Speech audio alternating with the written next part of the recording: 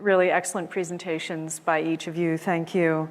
So before I take a chance to sort through the file cards that I have, I just want to make a couple quick comments. I mean, you know the world is changing when you have to change the rules to make sure that you know that the world is changing. So, and that's not been easy. I'll turn to you first, Dr. Wolchok. The FDA often gets a black eye for not doing things the way people expect them to do so. However, in the case of oncology, I have to say the Food and Drug Administration group led by Dr. Rick Pazder has really done a lot to advance the field. And yet there still is some work that needs to be done, especially in this area of endpoints. Can you talk a little bit about the current conversation around endpoints and really what are some of the challenges, and sort of put yourself in the shoes of the FDA so folks here can understand some of the complicated nature of that?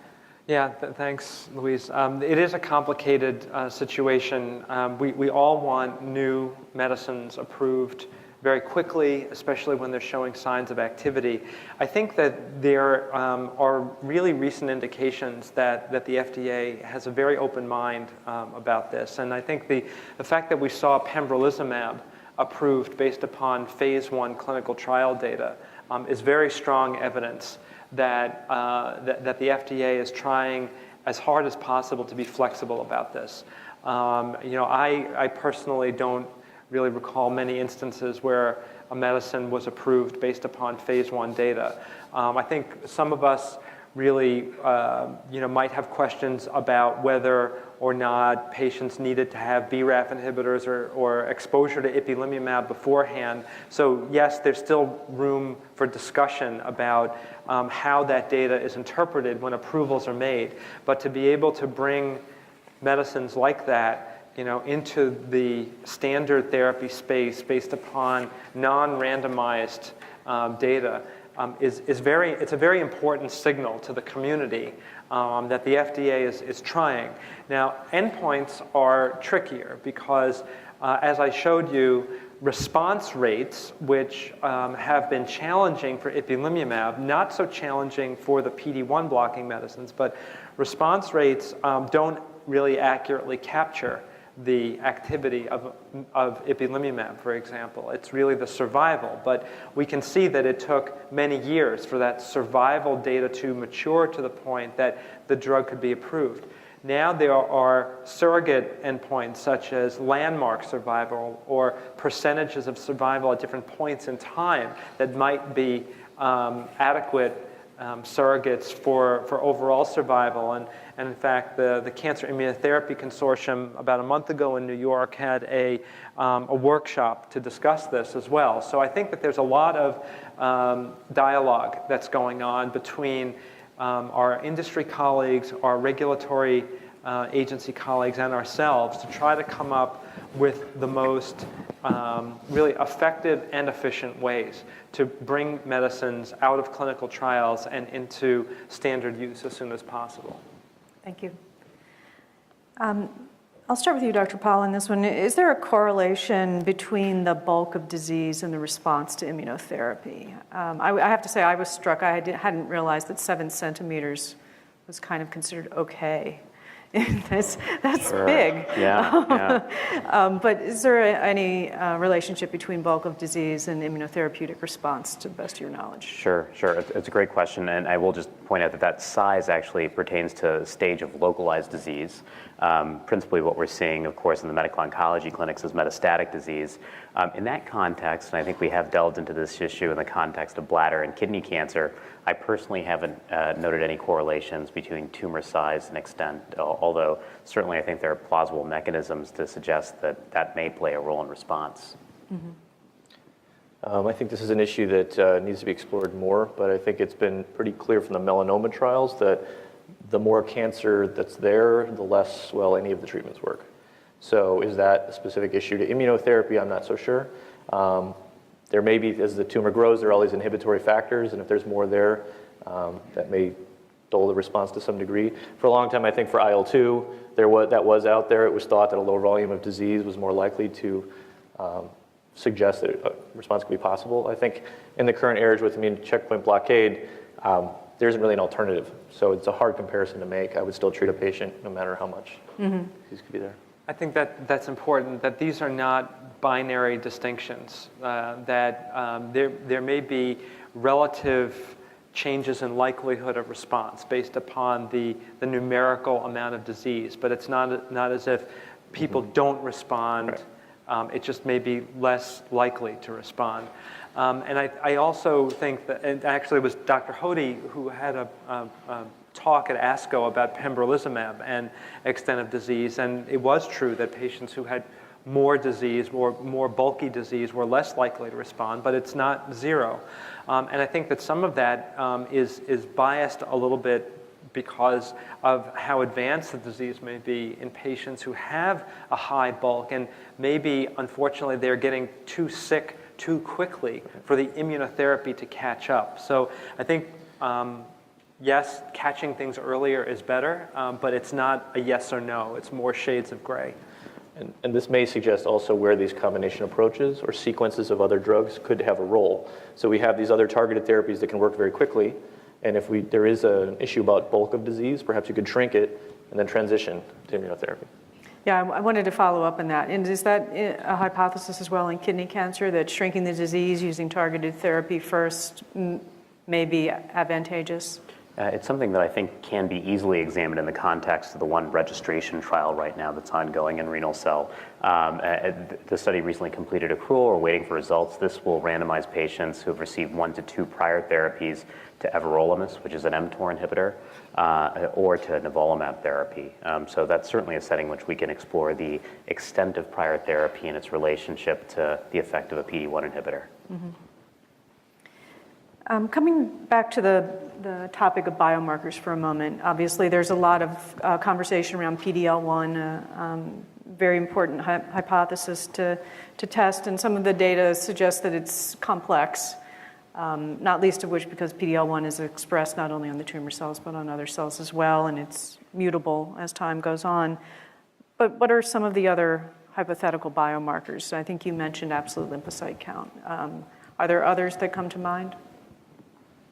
I think it's still very early to start talking about especially predictive biomarkers that are present at baseline. I think there are some biomarkers that we can use once someone has started treatment, the rise in the lymphocyte count or the infiltration with immune cells. But I think right now it's really too early to make any decisions based upon biomarkers. One area which I know was spoken about earlier today was also the mutational burden of individual tumors. How many genetic changes are present, and the tumor may be an indicator of how likely it is for immunotherapy to have a beneficial effect. But I think that all of these biomarker discussions need to be interpreted in the context of them not being static or binary. I think for the melanoma patients in the room, this is not like BRAF mutation. Right. For the lung cancer patients, it's not like an ALK translocation. There is nothing that is involved in the melanoma, in the genetic program of the tumor cell that is determining the likelihood of the response of immunotherapy that we can detect at baseline. Maybe there will be something that we will find, but right now I think this should be considered a reasonable option for anybody without a biomarker. I was just down the street at the Kidney Cancer Association meeting, which was conducted over the past 2 days. And Ari Hakimi and some of your urologists over at Memorial have done some nice work using kidney tumor specimens to suggest that as opposed to PD-L1 predicting outcome, there may be a surrogate that's comprised of several biomarkers, Tregs, MDSCs, et cetera, that may potentially be more useful. Mm-hmm.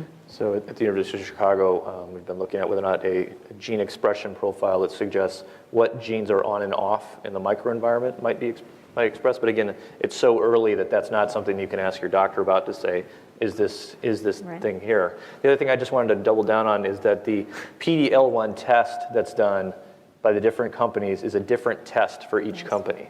So when you do sequencing of the tumor, you may find that the BRAF mutation is there or not. If you do a different company's mutation test, you should get the same result. That's not necessarily the case for PD-L1. They're testing different things. Sometimes they're testing the immune cells, sometimes the tumor cells, sometimes the blood vessels. And so it's not across the board. I just think that there's been an appropriate rush to know PD-L1 status of individual tumors because it seems so logical, but like many things in science and medicine, it ain't so logical. And it's way more complicated than imagined. So I think right now, this should not yet be used to make any decisions. Yeah, it's sometimes difficult for folks to appreciate, if you're not a scientist, that it's not really black or white, and how you actually do something makes a difference. But it's like the difference between a Betty Crocker cake and a, pick your other favorite kind of cake. They're going to come out slightly differently depending on what kit you use, and this is the case in these circumstances as well. Talking a little bit about pseudoprogression, or the situation in which some lesions are progressing and others are regressing, is there a way to quantify the symptomology that somebody actually feels better? Is there a way to actually quantify that versus, someone being aggressive and New Yorkish and in your face, that we can harness that to help patients know whether they should be concerned or not? So yeah, there are at least 2, perhaps 3 or 4 different numerical scales called performance status scales. Everyone has their favorite at Memorial. We use the Karnofsky, because Dr. Karnofsky worked at Memorial. But I think that these are just numerical scales that measure how much a person can do each day. And it just tries to put a number on level of activity and compared to fully healthy baseline. But I actually think that if someone tells you they feel better, that's meaningful. You don't necessarily need a number. I would just second that. I think that this really emphasizes the communication with your physician and having an open conversation about how you're doing and whether or not you really are better or whether or not you're not, and helping to guide whether or not you can wait. Okay. And speaking of conversations with physicians, at this point in time in melanoma, I was going to say it seems clear what conversations patients should be having, but maybe it's actually not so clear. Can you, how does that work in the office? Do patients come in and say, this is what I want to be treated with? And you say, okay, maybe I can, maybe I can't. Some come in and say that. What should they be saying? I think it's different from person to person. There isn't one right answer. I think people have personalities that got formed way before cancer was diagnosed. And I think our job as caregivers is to try to shape our recommendations around the way that people are used to giving and receiving information. We had a really interesting discussion in the renal cell section pertaining to where clinical trials are principally being offered within the disease state. And what we're seeing more and more is that trials of PD-1 and PD-L1 inhibitors are being offered to treatment-naive patients in the first-line setting. And that's oftentimes a challenge at a tertiary care center. At City of Hope, for instance, I'll oftentimes see a patient after they failed on 4 to 5 prior therapies, and it's frustrating not to be able to offer them PD-1 or PD-L1 inhibition as a strategy. So as much as possible, and maybe you could harness some of the strengths of the group of folks in this room, we need to get word out there that there are many first-line trials ongoing for the disease. And coming to the subject of different approaches one might take to contribute to clinical trials, specifically pre-surgical approaches or adjuvant approaches,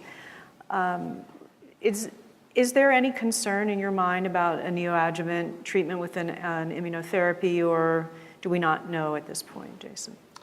I think we don't have enough information. I would advocate that clinical trial participation is essential, and if it is a reasonable thing that you can participate in, I would advocate for it, but I don't think we really know the answer yet. I put on a bunch of hypotheticals on the screen there, and I think that unfortunately that really is the state of our understanding. We need to learn more, and the only way we're going to do that is through clinical trials. That's actually how we arrived at today when we have effective immunotherapies, is through clinical trials. And fortunately, the kinds of clinical trials that gave clinical trials a bad name of placebo-controlled randomized trials, those are becoming more and more scarce.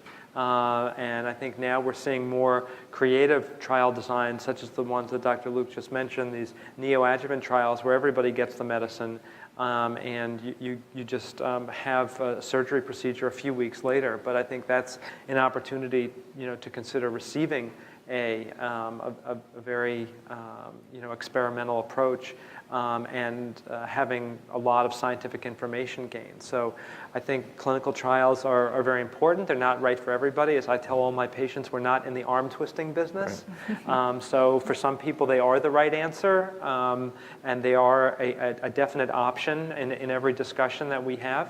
But I think for some people, they're right, and other people just feel that they don't want to participate. And fortunately now, we're able to offer some of these medicines in the standard therapy setting. A couple last questions. Can patients who have had transplants benefit from immunotherapy? And a bit related to that, given the relatively long experience of immunosuppressive therapy around transplantation, are there lessons learned from that that have informed our current understanding? So I think those clinical trials are ongoing to look at the role of immune checkpoint blockade drugs after transplant. I guess I'm biased, so I think probably it's likely that they will help. There are a number of different approaches that are being looked at. In terms of the immunosuppression issue, that's actually been part of sort of standard melanoma practice actually for a long time. Melanoma is sometimes developed in the setting of immunosuppression, and so whenever we see that, the first thing we try to do is lessen the immunosuppression, and we see sometimes that just doing that in and of itself makes the melanoma go away, and we don't actually need to administer any drugs at all. So, in the context of these drugs, the answer is try to get down as much as possible. It is the case, though, sometimes it's necessary, and that just has to be incorporated into the treatment plan. And how about in the kidney arena? I mean, kidney transplants are relatively common. Is there an increased predilection towards cancer? Anything to be learned there? Sure. So I will say that in the context of kidney cancer that arises after a kidney transplant, most trials that are ongoing right now will exclude patients that are on a substantial amount of immunosuppression, but certainly down the line it's something to explore. Okay, great. I want to give you the opportunity of the last words before I turn it back over to Jack. Last words for patients when they embark on their journey and are considering an immunotherapeutic? I think from my perspective, it's that feel comfortable to advocate for yourself. Tell the doctor how you feel and feel confident it's okay to tell them. They're supposed to listen. And so it doesn't have to be all about clinical trials and all of this, but they should listen, you should be able to tell them, and you should have a good relationship. Yeah, I may propose that there are resources out there. I completely agree with your comments, but there are web-based resources that I do trust, Cancer Grace being one of them, and Dr. West has done a great job in leading that over the past several years. Utilize those to the greatest extent possible in clinical decision-making. Yeah, I would echo all that and just say that if you don't understand something, it's okay to say that to the doctor or the nurse or the nurse practitioner or the PA. It's very important that when you go on a new treatment, like many of these immunotherapies are, that you understand what they're doing and that you understand what the side effects are. Often we all are in a great hurry to get through all the paperwork and what have you that's required to start a clinical trial with some of these new medicines. And I often have to ask my patients to slow down and actually read the forms before they sign, because they say, oh, it says PD-1, I'm going to sign, right? But no, I think it's important because the more you understand it, the more you'll be in tune with what the early side effects are so that we can intervene at a very safe point in time. Great. Thank you all very much.